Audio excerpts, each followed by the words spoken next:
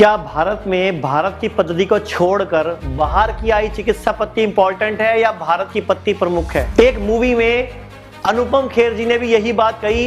ये मूवी का सीन देखिए। जिन डॉक्टर्स को हम भगवान का दर्जा देते हैं, धीरे धीरे उन्हें से डर लगने लगता है। क्या धंधा बना रखा है आप लोगों ने? दवाइयां वहां से लो जहां से आप लोग रेकमेंड करते हैं, उन कंपनीज की लो जिन कंपनी से आपको फायदा होता है। जब तक नए पेशेंट ना मिले तब तक पुरानों को घसीटते रहो। आप हॉस्पिटल जाते हैं ब्लड प्रेशर की प्रॉब्लम से, लेकिन वहां पहुंचते हैं तो पता लगता है कि किडनी की भी प्रॉब्लम शुरू हो गई है। रामायण के युद्ध में जब लक्ष्मण जी मूर्छित हो गए थे तब हनुमान जी संजीवनी बूटी लाए थे, लेकिन उन्हें सिर्फ सुंघाई गई थी, खिलाई नहीं गई थी और वो जाग गए थे। मतलब कुछ तो दम रहा होगा उस आयुर्वेदिक औषधि में। एक और कहानी बताता हूँ महाभारत की, जो आपने भी टीवी पर देखा होगा। आज तक का सबसे बड़ा महायुद्ध है महाभारत, जिसमें थोड़े बहुत नहीं बहुत सारे लोग मारे गए थे। सुबह से शाम तक युद्ध चलता था। रात में घायल सैनिकों को वैद्यों द्वारा मरहम पट्टी की जाती थी, लेप लगाए जाते थे और अगले दिन वो फिर से युद्ध करने के लिए तैयार हो जाते थे। तो ऐसी कौन सी पत्ती थी जो लगभग 12 से 14 घंटे में इंसान को दोबारा लड़ने के लिए तैयार कर देती थी? वो आयुर्वेद थी। आजकल हम तरह तरह की केमिकल युक्त दवाइयों का इस्तेमाल करते हैं, जो बीमारी को जड़ से नहीं बल्कि उसको दबाने पर विश्वास करती हैं, और आप तभी तक स्वस्थ हैं जब तक आप उस दवाई का सेवन करते हैं, और दवाई छोड़ते ही बीमारी या कोई और बड़ी बीमारी भयंकर रूप में सामने आ जाती है। तो आज से लगभग 5000 साल पहले आयुर्वेद के ग्रंथ चरक ऋषि में शुद्ध चिकित्सा के बारे में बताया गया था। प्रयोग शमय अव्याधि यो अन्य मन्यम उदीरेत ना असो विशुद्धा शुद्धु शमये अधोना कोपियेत। चरक निदान स्थान में 8 अध्याय में श्लोक नंबर 23 है। जो चिकित्सा एक रोग को शांत करे परंतु दूसरे कई रोगों को उत्पन्न करे, वो शुद्ध नहीं है, सही नहीं है। शुद्ध चिकित्सा, सही चिकित्सा वही है जो एक रोग को शांत करे और दूसरे रोग को भी उत्पन्न ना होने दे। लेकिन क्या आपको लगता है आजकल जो आप आधुनिक विज्ञान के नाम पे केमिकल दवाइयां खा रहे हो, वो क्या ये काम करती हैं? नहीं, बिल्कुल नहीं। आप शुरुआत किसी गैस की या तेजाब की गोली से करते हो और अंत आपको भी नहीं पता आंतों के कैंसर के रूप में कब हो जाता है, आपको कब भी नहीं पता चलता। अगर आप ये सब चीजें कर रहे हैं तो अपने साथ इसको कॉरलेट कीजिए कि पहले आपको एक बीमारी हुई, फिर दूसरी, फिर तीसरी, और दवाई खाते खाते कब सर्जरी हो जाती है हमें पता ही नहीं चलता। आजकल तो हर छोटी बड़ी बीमारी में सर्जरी बता दी जाती है। अगर हम एक बात करें एक ब्रिज की, एक पुल की, जो आयुर्वेद और एलोपैथी को जोड़ता है, तो ये वही ब्रिज है जिसको आप फादर ऑफ मॉडर्न सर्जरी बोलते हो, आचार्य सुश्रुत। इसका मतलब क्या हुआ कि सर्जरी कोई मॉडर्नाइज पद्धति है? नहीं, लगभग 2500 साल पहले से प्रयोग हो रही है। हाँ, आप ये कह सकते हो कि आजकल ये धंधा बन चुका है। सर्जरी में प्रयोग होने वाले यंत्र शस्त्रों की बात करें तो आचार्य सुश्रुत ने सुश्रुत संहिता में उनका वर्णन किया है, जो कि उनका सबसे पुराना ग्रंथ है। आज के उपकरणों से मिलाकर देखें तो वही उपकरण है जो हजारों साल पहले इस्तेमाल होते थे। आज के उपकरणों में जंग लगता है, लेकिन आचार्य सुश्रुत के उपकरणों में जंग नहीं लगता था, क्योंकि वह लोहा और 7 अन्य धातुओं से मिलकर बनाए जाते थे। फिर भी हम आयुर्वेद को छोड़कर आधुनिक चिकित्सा पद्धति को श्रेष्ठ मानते हैं। अब मैं आपको आधुनिक चिकित्सा विज्ञान का एक ऐसा काला सच बताने वाला हूं जो बहुत ही गंभीर है। मैं कम से कम अपने 100 ऐसे पेशेंटों को मिल चुका हूं जिनको स्टंट डले या कोई ना कोई सर्जरी हुई, और उनकी बहुत सारी सर्जरीज होने के बावजूद उनके किसी भी टेस्टों में लीवर की रिपोर्ट नहीं है, पेट की रिपोर्ट्स नहीं है, सीबीसी प्रॉपर नहीं है। क्यों? हार्ट के टेस्ट किए गए, बाकी टेस्ट ही नहीं करे। क्यों? क्योंकि अगर लीवर खराब आ गया तो लीवर की चिकित्सा करनी पड़ेगी, उसमें पैसा ही नहीं है। अब मैं आपको बताता हूं आयुर्वेद में क्यों ज्यादा सर्जरी नहीं की जाती। आचार्य चरक, जिन्हें औषधियों का अधिकतर ज्ञान था, लेकिन वो शल्य चिकित्सा के पक्षकार नहीं थे, उनके बारे में मॉडर्न साइंस में कोई वर्णन ही नहीं है। इसका अर्थ यह हुआ कि मॉडर्न साइंस में आचार्य चरक को कोई जानता ही नहीं। असल में इसके पीछे का सच कुछ और है। आचार्य चरक ने जो चिकित्सा विधि बताई है उसके अनुसार आयुर्वेदों से रोगों के कारण का, जड़ का उपचार किया जाता है, और आचार्य सुश्रुत ने भी औषधियों का वर्णन पहले किया है और बाद में सर्जरी के बारे में बताया है।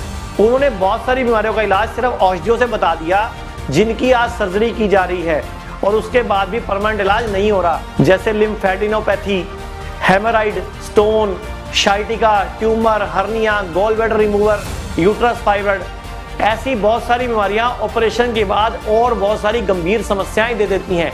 लेकिन बात करें आधुनिक चिकित्सा जगत की, तो उन्होंने सिर्फ उसी चीज को हमसे ग्रहण किया जिसका उनको बहुत फायदा था, और अर्थात सर्जरी। क्योंकि सर्जरी में बहुत सारा पैसा मिल जाता है, तरीके से उल्लू बना के, बेवकूफ बना के, डर दिखा के बहुत सारा धन इकट्ठा कर लेते हैं अनावश्यक सर्जरी करके, हमें नए नए रोगों की तरफ धकेल के।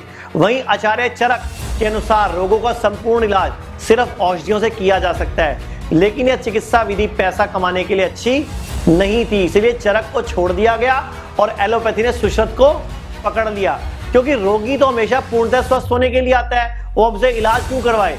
क्योंकि जो चिकित्सा पद्धति वो अपनाता है उसने कभी भी अपनी बीमारी के संपूर्ण इलाज के बारे में समझा ही नहीं। जबकि आयुर्वेद का विशेषज्ञ है, पूरा समझाता है, लक्षणों का इलाज भी करता है और बीमारी की जड़ का इलाज भी करता है। और एलोपैथी वाले क्या चाहते हैं कि जिंदगी भर दवाइयों के ग्राहक बने रहे और अंत में हमसे सर्जरी करवा ले। अब आप देखो, बहुत सारी ऐसी बड़ी बड़ी कंपनियां हैं जो चॉकलेट्स बेचती हैं, बिस्किट्स बेचती हैं, पता नहीं कितनी तरह के खाने पीने की चीजें बेचती हैं, नूडल्स बेचती हैं। उनके मालिक और बड़ी बड़ी कंपनियों की दवाइयों के मालिक भी एक ही जैसे हैं। तो आधुनिक चिकित्सा जगत में इस घिनौने खेल के कारण हर दिन एक नया रोग जन्म ले रहा है। और ऐसे बहुत सारे उदाहरण हैं जिससे पता चलता है कि भारतीय चिकित्सा पद्धति बहुत श्रेष्ठ है। जब किसी भी देश में इतनी तरक्की नहीं हुई थी, आचार्य सुश्रुत ने भारत में राइनोप्लास्टी मींस नाक की सर्जरी शुरू कर दी थी। ये जर्नल आपकी स्क्रीन पे आपको नजर आ रहा होगा। भारत ने दुनिया को राइनोप्लास्टी सिखाया। लगभग 15 से ज्यादा केंद्र थे अंग्रेजों के आने से पहले भारत में, और सबसे बड़ा केंद्र था कांगड़ा हिमाचल प्रदेश में। इन सारे केंद्रों में राइनोप्लास्टी सिखाई जाती थी। इसलिए मैं चाहता हूं हम वापसी वेदों की तरफ लौटे। और कई साल पहले स्वामी दयानंद सरस्वती जी ने भी यही बात कही थी कि भारतीयों को अपने भारत को अच्छी तरह से जानना चाहिए, इसकी पद्धति को पढ़ना चाहिए, इसको अपनाना चाहिए। भारत को छोड़कर चाइना, यूरोप, अमेरिका हर साल हजारों करोड़ रुपए का आयुर्वेद पर खर्च करता है और कई सारे ऐसे पेटेंट करा चुका है जो भारत के हैं। अब समय आ गया है हम सबको एक होकर अपनी भारतीय पद्धति की इंपॉर्टेंस को समझना होगा। और कई साल पहले भाई राजीव दीक्षित जी ने भी यही बात कही थी। देखिए इस वीडियो में। सर्जरी जो आज की दुनिया की सर्जरी की आधुनिकतम विद्या है, प्लास्टिक सर्जरी, इसका आविष्कार भी भारत में ही हुआ। 1780 में दक्षिण भारत का एक महान व्यक्ति, उसका नाम हैदर अली। हैदर अली दक्षिण भारत का सम्राट। 1780 से 84 के बीच में अंग्रेजों ने हैदर अली पर हमले किए, कई बार हमले किए। तो एक हमले का जिक्र एक अंग्रेज की डायरी में से निकला, वो मैं सुना रहा हूं आपको। एक अंग्रेज आया, उसका नाम था कर्नल कूट। उसने हैदर अली पे हमला किया और ये 1780 की घटना है। उस हमले में हैदर अली ने अंग्रेजों को परास्त कर दिया और चूंकि उसको थोड़ा गुस्सा था अंग्रेजों से, तो उसने कर्नल कूट की नाक काट दी। कर्नल कूट अपनी डायरी में लिखता है कि मैं पराजित हो गया तो मैं घोड़े पे बैठ के भागा, बेलगाम में आ गया। बेलगाम आप जानते हैं कर्नाटक का एक जिला।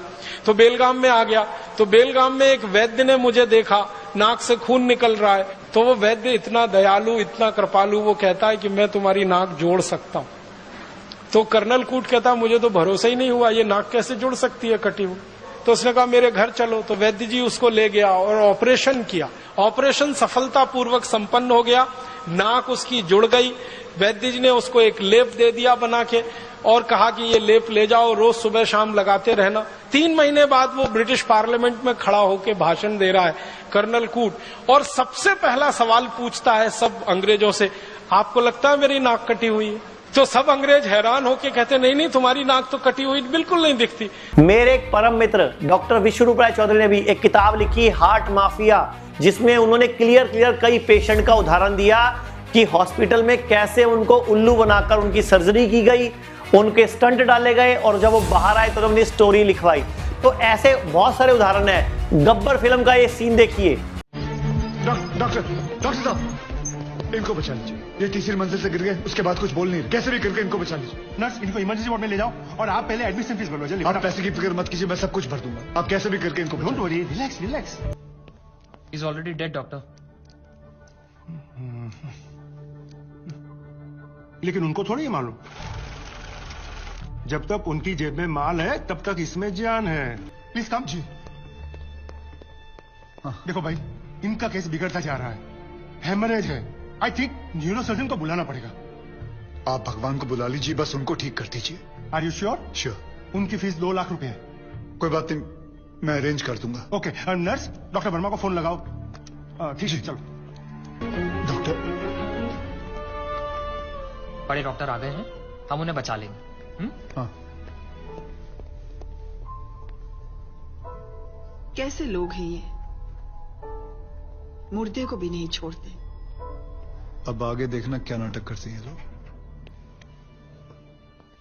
यार तुम लोग भी फंसवाओगे किसी दिन। ये बॉडी तो डिकम्पोज होना शुरू हो गई है, ज्यादा देर ड्रामा नहीं चल सकता। अरे सर, जब बकरा खुद हलाल होने आया है तो बिरयानी बनेगी भी और हम सब में बटेगी भी। इससे पहले देर हो जाए, ड्रामा शुरू कर दो। अब ये नाटक खत्म होने वाला है। आएंगे मुंह लटका के, बोलेंगे I am sorry, the patient is no more. काश आप लोगों ने मुझे पहले बोला होता। Excuse me. जी डॉक्टर साहब। I am sorry, patient is no more. काश आप लोगों ने मुझे पहले बुला लिया होता। डॉक्टर साहब एक बार कोशिश करिए प्लीज। अरे समझने की कोशिश करो, ही इज डेड। सर आप स्पेशलिस्ट हैं, आप एक बार कोशिश करके देखिए। आप कैसी बात कर रहे हैं? ये कैसे इलाज करेंगे? वो मर चुका है। क्यों, मरो का इलाज नहीं होता? क्या?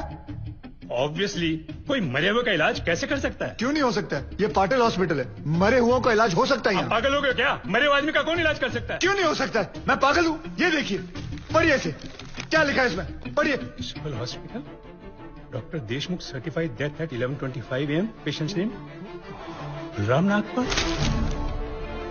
जब पेशेंट मर गया है तो आप लोग अंदर बैठ के क्या अपने 6 घंटे बैंड बजा रहे थे? हाँ? अब आप खुद समझो, भाई राजीव दीक्षित, डॉक्टर विष्णु राय चौधरी, अनुपम खेर, अक्षय कुमार, पता नहीं कितने लोगों ने कितनी पिक्चरों में एलोपैथी का सच खोल दिया कि ये लुटेरे हैं, ये लोगों को वेंटिलेटर पे रखते हैं, ये उनको उल्लू बनाते रहते हैं, उनका बिल बनाने के लिए गलत गलत दवाइयां खिलाते रहते हैं। आमिर खान जी ने भी सत्यमेव जयते में यही कहा था, अनावश्यक टेस्ट और बेवकूफ बनाकर ये धंधा बड़ा चलता है। अब मर्जी आपकी है कि आप आयुर्वेद में कब आते हो।